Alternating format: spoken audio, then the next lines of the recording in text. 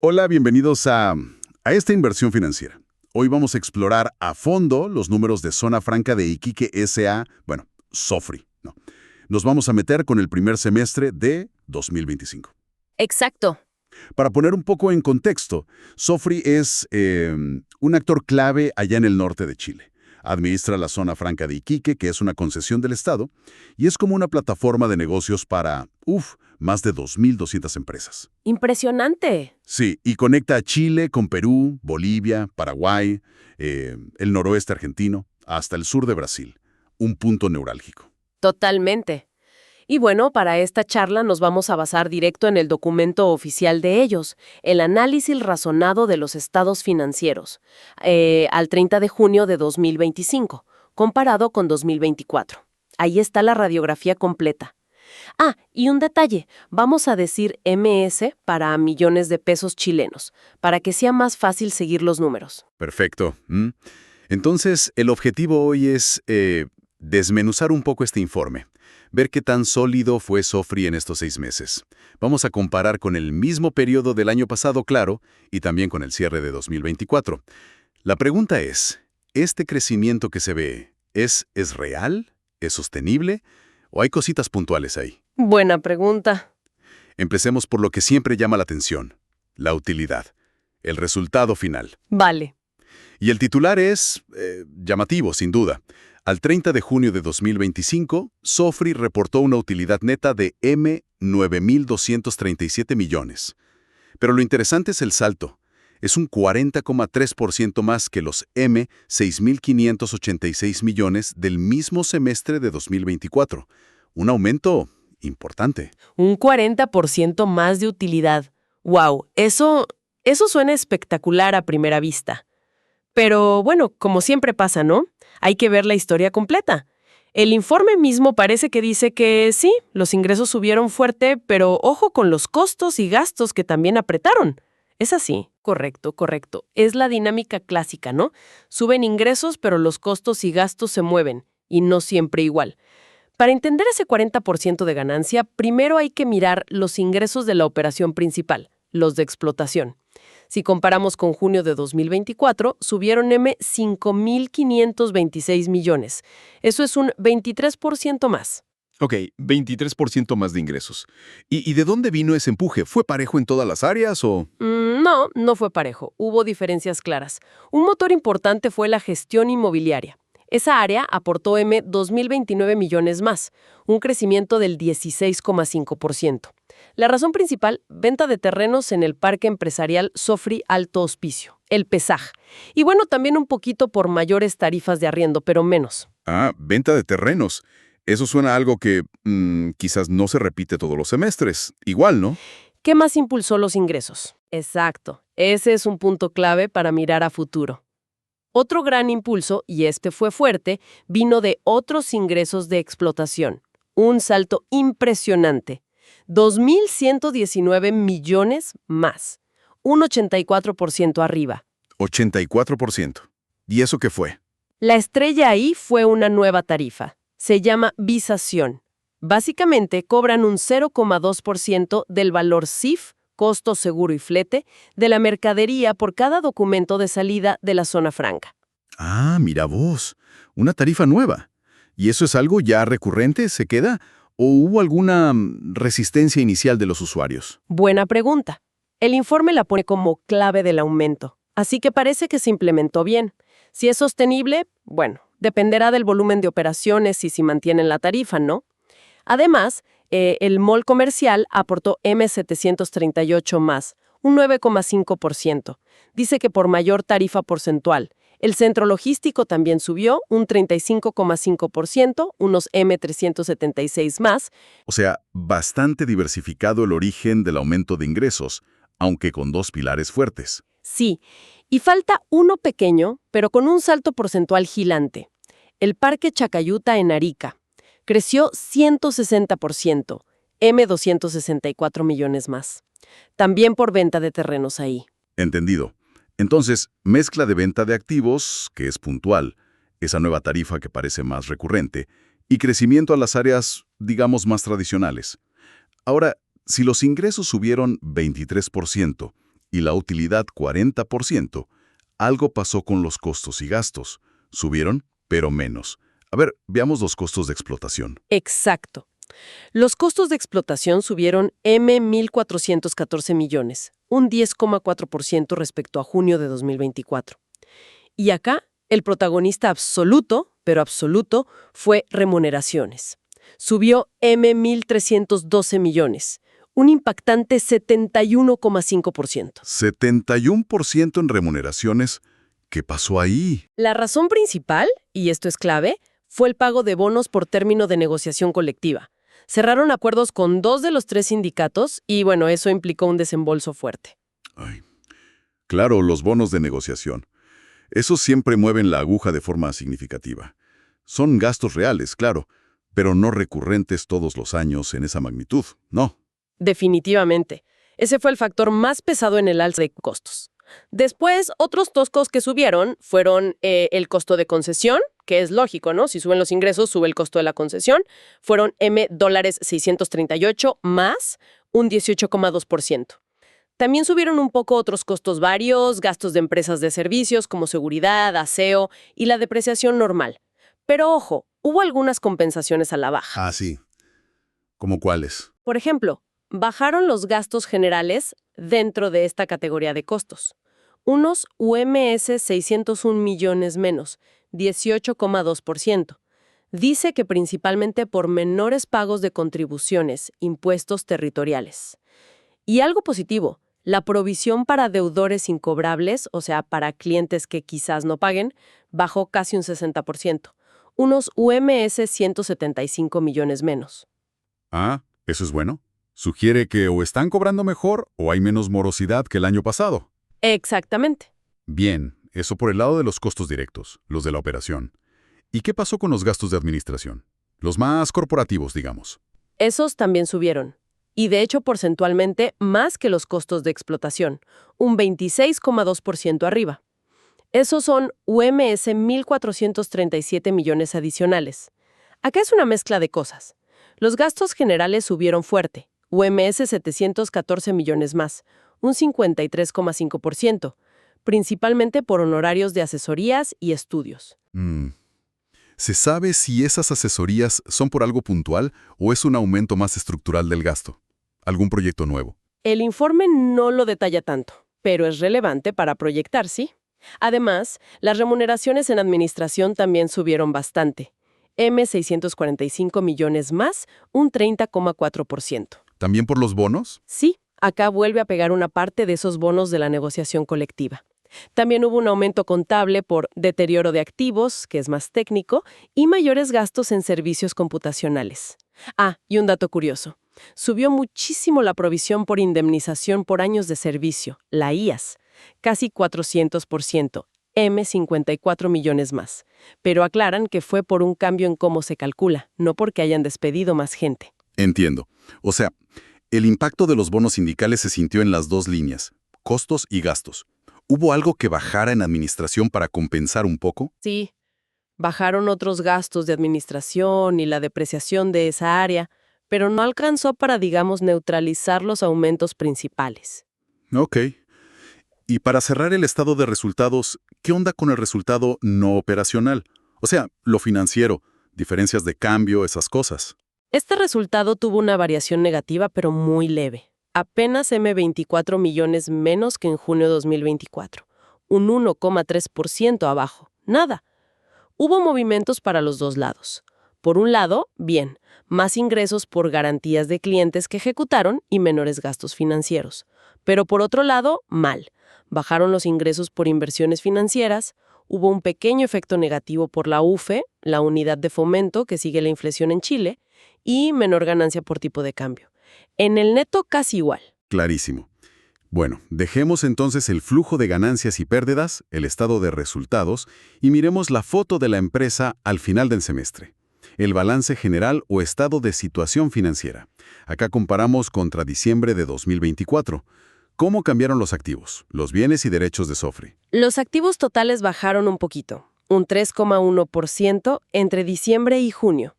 La principal baja vino de los activos corrientes, los de corto plazo. Cayeron 5,8%. La razón. Principalmente menos efectivo y equivalentes, casi M4.700 millones menos, un 10,7%. ¿Y por qué bajó la caja? Se explica por pagos importantes que hicieron en el semestre, sobre todo el costo de concesión del año 2024, que se paga en enero. Fue un pago grande. Ah, claro. En contraste, las cuentas por cobrar a clientes aumentaron un 18%. Tiene lógica usar la caja para pagar esa obligación grande de la concesión. Y los activos de largo plazo, edificios, terrenos, esas cosas. Esos bajaron menos un 1,3%. Refleja más que nada el desgaste normal, ¿no? La depreciación y amortización de propiedades, planta y equipo y los intangibles. El informe sugiere que esto podría cambiar si arrancan nuevos proyectos de inversión que tienen planeados para 2025. Bien, vamos a los pasivos ahora. Las deudas y obligaciones. Acá parece que hubo una reducción importante, ¿no? Sí, especialmente en los pasivos corrientes, las deudas de corto plazo. Se redujeron drásticamente, un 28,9% menos. Son casi $10.400 millones menos que a fin de año. ¡Wow! ¿Y eso por qué? La causa principal es la que ya dijimos, el pago del costo de concesión de 2024. Al pagarlo en enero, desapareció una cuenta por pagar comercial muy grande que estaba al cierre de diciembre. También bajaron otras provisiones de corto plazo, como las de beneficios ampliados. Entonces pagar esa gran concesión anual tuvo un efecto de limpieza, digamos, importante en el pasivo corriente. ¿Y las deudas a largo plazo? También bajaron, pero más tranqui. Un 7,1% menos, $2.300 millones. Esto se debe principalmente a que Sofri va reconociendo como ingreso, con el paso del tiempo, una parte de los arriendos que cobró por adelantado a largo plazo. Son los ingresos diferidos, es un efecto contable normal. Ok. Entonces, si los activos bajaron un poquito y los pasivos bajaron bastante más, el patrimonio neto, la parte de los dueños, tiene que haber aumentado. Exactamente. El patrimonio neto creció un sólido 17,1%. Sumó $939 millones. ¿Y de dónde vino esa plata? Casi toda de la utilidad que generaron en el semestre, los $923 millones. Eso se suma a los resultados que ya tenían acumulados. El capital que pusieron los accionistas al principio no cambió. La utilidad engorda el patrimonio. Lógico. Con todos estos movimientos, ¿cómo quedan los indicadores clave? Esos ratios que nos dan una visión rápida de la salud financiera. Empecemos por la liquidez. ¿Puede Sofri pagar sus cuentas de corto plazo? La liquidez se ve bastante bien y mejoró respecto a fin de año. El ratio de liquidez corriente, que es activo corriente sobre pasivo corriente, subió a 1,98. Casi 2-1. Exacto. Por cada peso de deuda a corto plazo, tienen casi 2 pesos en activos líquidos para cubrirla. Estaba en 1,49 en diciembre, así que mejoró bastante. Y la razón ácida, que es más estricta porque saca los inventarios, también mejoró a 1,88. Ambos están cómodamente sobre 1. Sugiere holgura, sí. Buena noticia esa holgura. ¿Y el endeudamiento general de la compañía? Mejoró también, o sea, bajó. La razón de endeudamiento, pasivo total sobre patrimonio neto, bajó a 1,05. ¿Y cuánto estaba antes? A fines de 2024 estaba en 1,47. Así que la mejora es notoria. Es la combinación, ¿no? Menos deudas por los pagos que hicieron y más patrimonio por la utilidad del semestre. Básicamente, por cada peso de patrimonio, ahora deben 1,05. Antes debían 1,47. Suena a una posición más sólida, definitivamente. Eso implica que la solvencia, la capacidad de cumplir compromisos a largo plazo, es fuerte. Así lo sugiere el análisis. Sí, con menos deuda y buena liquidez, la compañía parece estar en una posición financiera robusta. Puede cumplir sus obligaciones e incluso si quisiera podría tomar más deuda, aunque no parece que la necesite ahora mismo. Hablemos de rentabilidad. El ROE, el ROA. ¿Cómo se ve el retorno para los accionistas y sobre los activos? ¿Qué tan eficiente fue Sofri generando ganancias con sus recursos este semestre? Acá la comparación es interesante y, como decías, tiene matices. Si miramos el ROE, rentabilidad sobre el patrimonio, fue de 16,8% en el semestre. Y el ROA, rentabilidad sobre los activos totales, fue de 7,0%. Ahora, si comparamos con el mismo semestre de 2024, los dos mejoraron. El ROE era 12,9% y el ROA 5% en junio de 2024. O sea, mejor que el año pasado en el mismo periodo. Clarísimo. Pero, ¿cómo se compara con el resultado de todo el año 2024? Porque ese 40% de aumento de utilidad suena a que debería estar por las nubes. Ahí es donde se nota el peso de los mayores costos y gastos de este semestre, sobre todo esos bonos. Los ratios anualizados de 2024 fueron más altos. El ROE anualizado fue 50,9% y el ROA 13,6%. Ah, ok. Bastante más altos. Sí, y lo mismo pasa con el EBITDA, esa medida de ganancia operativa antes de intereses, impuestos, depreciaciones. El EBITDA de este semestre, 9.072 millones de pesos. Fue mucho mejor que el de junio 2024, que fue 6.545. Pero es menos de la mitad del EBITDA total de 2024, que fue 17.376. Entendido. Entonces, mejor año contra año para el mismo periodo, sí, pero el ritmo de rentabilidad no es el mismo que el que se alcanzó al cierre de 2024, principalmente por esos costos extraordinarios.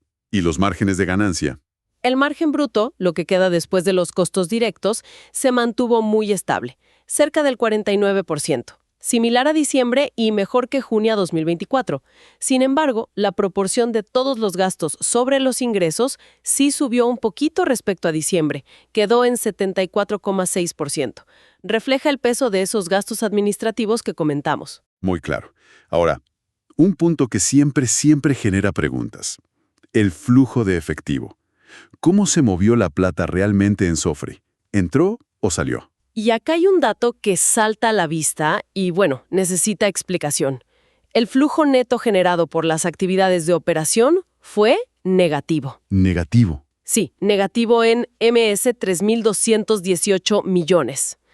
Y esto contrasta fuerte con el mismo periodo de 2024, cuando fue positivo, en MS 2.057 millones. Ojo, flujo operativo negativo. Eso puede sonar alarmante si uno solo ve el número.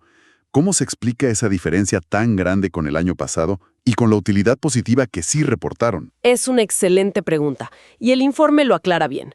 La razón principal son dos salidas de caja operativas muy fuertes y puntuales en este semestre. Una es el pago que ya mencionamos del costo de concesión de 2024. Fueron MS 6.679 millones en enero. Y la otra, el pago de los bonos por negociación colectiva, MS 1.917 millones. Ah, claro. Sin esos dos pagos extraordinarios, el flujo operativo habría sido positivo. Entiendo. O sea, no es que la operación diaria esté perdiendo plata, ni mucho menos. Es que hubo que hacer frente a esos desembolsos grandes y puntuales. Y pudo la empresa cubrir sus gastos corrientes del día a día. Sí, el análisis indica que sí. La cobranza normal a los clientes y los excedentes de caja que tenían alcanzaron para cubrir los gastos operativos regulares. Incluso, fíjate, pagaron dividendos a los accionistas en mayo. Eso muestra cierta confianza en que los fondos se siguen generando, ¿no? Buen punto. ¿Y qué pasó con los otros flujos de caja? El de inversión y el de financiamiento. El flujo de inversión fue positivo y bastante más grande que en 2024. Entraron 5.928 millones netos por esa vía. ¿Y eso por qué? El informe no lo detalla mucho, pero usualmente significa que vendieron activos, quizás parte de sus terrenos del Peja, o que rescataron algunas inversiones financieras que tenían. Por otro lado, el flujo de financiamiento fue negativo en M7.402 millones. ¿Salió plata por ahí? Sí, salió plata neta. Esto refleja principalmente el pago de dividendos que mencionamos y quizás alguna otra cosa como recompra de acciones o pago de alguna deuda financiera, aunque el informe no especifica más. Entiendo. Entonces, con un flujo operativo negativo por los extraordinarios, uno de inversión positivo y uno de financiamiento negativo, ¿cómo quedó la caja, el efectivo al final del semestre? El saldo final de efectivo y equivalentes quedó en M39.315 millones. Si bien es una disminución neta de M4.692 millones desde que empezó el año. Que es bastante dinero. Sí, pero la posición sigue siendo robusta. De hecho, la disminución fue menor que la que tuvieron en el primer semestre de 2024. Ah, mira. ¿Y cuál es la conclusión sobre la caja entonces? ¿Hay preocupación o está todo bajo control? A pesar del golpe de esos pagos grandes, el informe concluye que la posición de efectivo es buena. Dicen que es suficiente para futuras inversiones y para la operación normal, sin necesidad de salir a buscar financiamiento externo. Destacan una gestión prudente de los riesgos financieros. Justo, hablemos de esos riesgos. ¿Qué identifica el análisis como los principales desafíos o peligros para Sofri? Bueno, el riesgo de mercado principal es, lógicamente, una posible menor demanda de sus servicios, arriendos, venta de terrenos, si la economía general se debilita, ¿no? Pero dicen que lo mitigan con contratos a largo plazo, que dan estabilidad a los ingresos, y con sus estrategias comerciales. Un punto interesante. Dicen tener baja exposición directa a riesgo de tipo de cambio o de tasas de interés. Ah, sí. Sí, pero sí monitorean de cerca todo el contexto económico, global y de los países vecinos, porque eso afecta al comercio que pasa por Sofri. Claro. ¿Y las clasificadoras de riesgo qué dicen? Suelen ser un buen termómetro externo. Las opiniones son positivas y estables. Tanto ICR como Humphreys confirmaron sus clasificaciones para Sofri en A+, con perspectiva estable.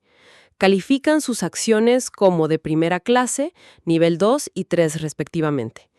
Destacan la calidad de los activos, los flujos que son estables, la baja deuda financiera que tienen y su posición dominante en el mercado. Eso da confianza. Da respaldo, sí. ¿Mencionan algo sobre el contexto chileno actual? ¿La inflación, las tasas de interés? Sí, mencionan una economía que se está estabilizando, pero con debilidad todavía en algunos sectores, como el comercio minorista. Están atentos a la inflación, que a junio estaba controlada en 2.8%, y a las tasas de interés. Indican que, a pesar del entorno, han mantenido la rentabilidad de sus inversiones financieras y que gestionan activamente los riesgos de crédito, que los clientes no paguen, y de liquidez, quedarse sin caja. Tienen comités para eso. No ven problemas de liquidez a corto plazo. Bien. Y para ir cerrando, ¿cómo reaccionó la bolsa? ¿Qué pasó con el precio de la acción de Sofri en este periodo? Mostró una tendencia positiva en general durante el primer semestre. Cerró junio en 1,062 pesos por acción. Tuvo un pequeño ajuste a la baja en julio, pero el informe sugiere que el buen desempeño general de la acción está respaldado por esas clasificaciones de riesgos sólidas que comentamos. Muy bien. Creo que hemos cubierto los puntos clave, ¿no? Si tuvieras que resumir en, no sé, 2 o 3 frases la foto financiera de Sofri a junio de 2025, ¿cuáles serían los titulares?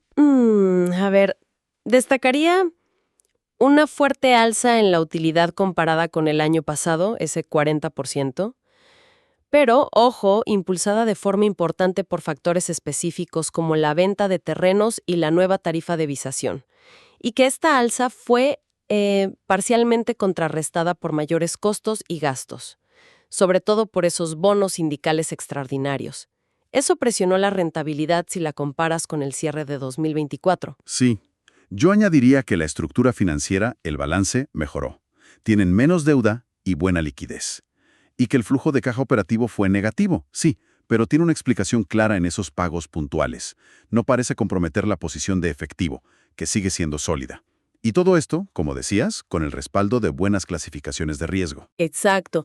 Una imagen de crecimiento en la última línea, sí, pero con matices importantes sobre de dónde viene ese crecimiento y el impacto de costos puntuales. La base financiera, sin embargo, parece que se fortaleció.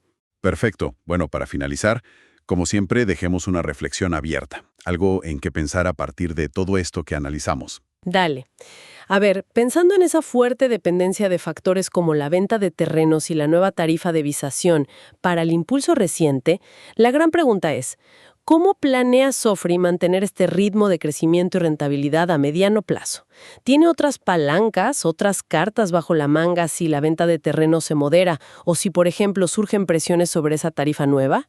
Y, muy importante, ¿cómo va a equilibrar las inversiones futuras que seguro necesita para modernizarse o expandirse con el control de sus costos operativos y administrativos que vimos que aumentaron de forma relevante este semestre? Claro. En parte fue por rasbornos, sí, algo puntual.